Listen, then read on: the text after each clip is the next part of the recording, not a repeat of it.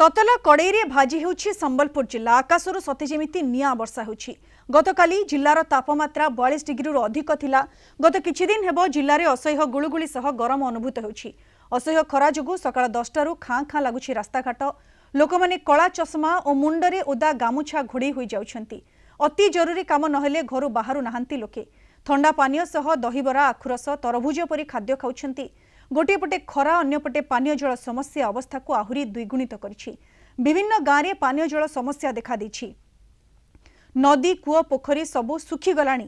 खरार तातीकु नहीं संबलपुर जिला रेढ़ाखोल ब्लॉक कदलीगढ़ साप्ताहिक बजार लोकों सह अधिक आलोचना करिसेंती आम रेढ़ाखोल रिपोर्टर जसवंत नारायण साहू। एई किछि दिन हला संबलपुर जिल्ला रे तापमात्रा धीरे धीरे बढ़ी चली। पाखापाखि तापमात्रा रहुची 42 डिग्री उपरे, जहा फल कि जनजीवन गोटे प्रकार अस्तव्यस्त हो पड़ानी।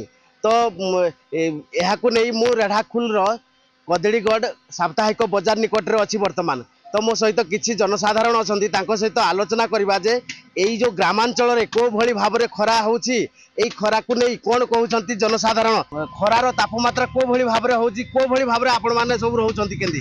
वर्तमान आम एरिया रे 40 ରୁ 42 डिग्री भीतर रही तापमात्रा। असह्य गुळगुळी असह्य गरम होची। चलवा समय पादर फटका पड़ जाऊँगी गछ तले भी रही होनी, बहुत गरम होची। खरा को नहीं केमती आपण माने केमती अस्तव्यस्त केमती हे पड़ुछंती जनसाधारण ई अंचल रे।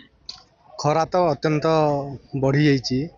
तापमात्रा धीरे धीरे वृद्धि घटुची। तथापि भी जेहेतु जीवन अच्छी चलिया को पड़ो बाध्य आम ये खरार आसु। किंतु समस्त अनुरोध समस्ते 11टा ରୁ 3ଟା भितर कहीं बाहर को बाहरतु ना। 3टा पर कि 11टा पूर्वर बाहर को बाहरी निजर काम संपादन करूँ। छता जोता टोपी पानी बोतल हाथ में नहीं कला चश्मा पिंधिकी बाहर। तथापि भी देखु आज साप्ताहिक बजार केते खाँ खाँ लगुच। ग्रीष्म प्रवाह बढ़ी जाइए। छात्र छात्री मैंने कॉलेज स्कूल आसवाई मंगू ना। तथापि भी पाठपढ़ा को दृष्टि रखी आसुँच। 10 ରୁ पूरा 4 बजे घर बाहरी होनी। पूरा खरा प्रचंड। आ गाड़ी गले साइकिल गले आमर गाल मुड़ सब तती जाऊँगी। मार मुंडे टोपी हो जना लगे जाऊँ ना उदा गामछा देकी बाहर पड़ू। आई देखुच बजार आई लोक देखुच कम खरा लगी। जे रेढ़ाखोल यही अंचल में पाखापाखि 42 डिग्री उपरे रहुची तापमात्रा, जहा फल कि जनजीवन गोटे प्रकार अस्तव्यस्त हो पड़ुछि। अति जरूरी हेले मुंडरे उदा गामुछा सहित जोता पानी बोतल धरिकी लोक माने बाहर को बाहर। रेढ़ाखोल कदलीगढ़ जसवंत नारायण साहू, कलिंगढ़।